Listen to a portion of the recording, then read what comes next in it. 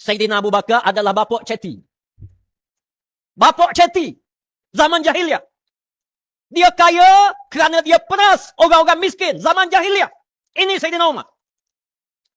Isteri orang, siapa-siapa yang cantik di Mekah Al-Mukarramah, kalau dia nak, dia pergi ambil begitu je. Isteri orang. Kalau anak dara orang lain, tak usah kira lah. Zina ini hobi dia, Umar. Siapa yang peluk Islam? Sayyidina Abu Bakar. Saudara-saudari sekalian, siapa dia Sayyidina Abu Bakar? Sayyidina Abu Bakar adalah bapak ceti. Bapak ceti. Zaman jahiliah. Dia kaya kerana dia peras orang-orang miskin. Zaman jahiliah. Orang ini masuk Islam.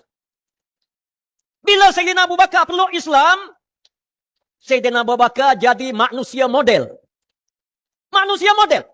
Dia bukan lagi ceti, dia menyumbang harta dia di jalan Allah Subhanahu wa taala ke semua sekali, sehingga Rasulullah menyebut di dalam hadis, kalau ditimbang iman Sayyidina Abu Bakar berbanding dengan umat Muhammad sejagat, nescaya iman Sayyidina Abu Bakar lebih berat lagi. Ini Sayyidina Abu Bakar. Sayyidina Umar, orang pijak khuf dia pancung leher. Ini Sayyidina Umar. Isteri orang, siapa-siapa yang cantik di Mekah Al-Mukarramah, kalau dia nak, dia pergi ambil begitu je. Isteri orang. Kalau anak dara orang lain, tak usah kira lah. Zina ini hobi dia, Umar. Peluk Islam. Dalam satu asar, ini bukan hadis, bukan apa. Ma min tariqin yatatarraqa bihi Umar, ma yutabi'u syayatin. Mana-mana lorong yang Sayyidina Umar lalu, syaitan tak berani ikut. Ada yang mengatakan, Al-Umar wa syaitan wahid. Umar dengan syaitan, makhluk sama. Punya kejam Sayyidina Umar. Masuk Islam, dia berjalan, syaitan tak berani ikut. Zaman jahiliah, syaitan dengan Umar, makhluk sama. Sayyidina Uthman begitu juga. Sayyidina Ali begitu juga. Sayyidina Hamzah, sama.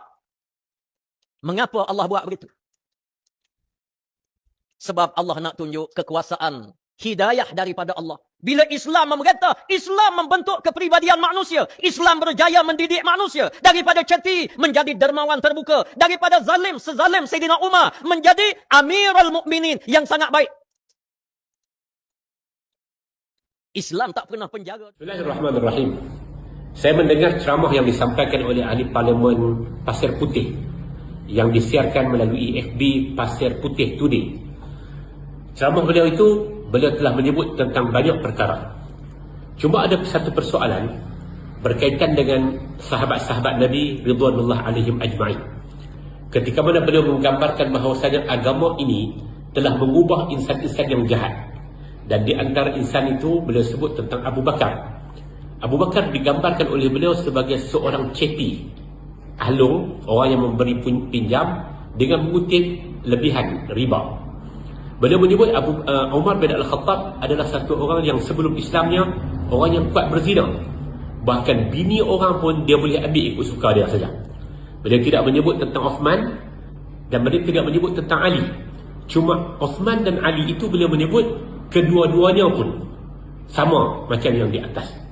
Ada satu fakta, Sayyidina Ali masuk Islam ketika usianya masih budak-budak. Bahkan kita belajar dalam kitab-kitab sirah yang kecil menyebut kata awal man aslama minas sabi. Orang yang pertama yang memeluk agama Islam di kalangan kanak-kanak adalah Sayyidina Ali. Ketika mana dia terlibat dalam jenayah yang merupakan dosa besar sebelum daripada Islamnya. Abu Bakar As-Siddiq, carilah dalam mana-mana munafik, dalam mana-mana biografi berkaitan dengan Abu Bakar As-Siddiq, kita tidak akan ketemu bagaimana Abu Bakar As-Siddiq digambarkan sebagai seorang ceti, melainkan daripada fakta Ni'zawawi. Umar bin Al-Khattab, tidak ada daripada mana-mana riwayat yang mu'tabarah bahawa beliau seorang kaki zina. Bahkan beliau seorang jahiliyah, beliau seorang yang keras terhadap orang yang memeluk agama Islam. Tetapi Umar bukan satu orang yang terlibat di kalangan orang yang melakukan perbuatan fahsya, kemungkaran yang berkaitan dengan kemaluan. Ni'zawawi, daripada mana kamu dapat fakta tersebut? Jangan semata-mata kerana nak menggambarkan kebaikan Islam dan Islam itu merubah manusia, lalu kamu memfitnah orang lain, termasuklah di kalangan kibarus sahabat. Ni'zawawi, jangan asal bercakap. Zaman ini adalah zaman terbuka ilmunya. Hormatilah dan berilah hak kepada insan dan akal orang untuk menerima maklumat dan fakta yang tepat. Jangan terus pajak otak dan jangan jadi manusia yang seenteng dan semudah-mudahnya memperburukkan sahabat. Selamat meneruskan kehidupan. Semoga Dik Zawawi akan segera bertaubat. Wassalamualaikum warahmatullahi wabarakatuh.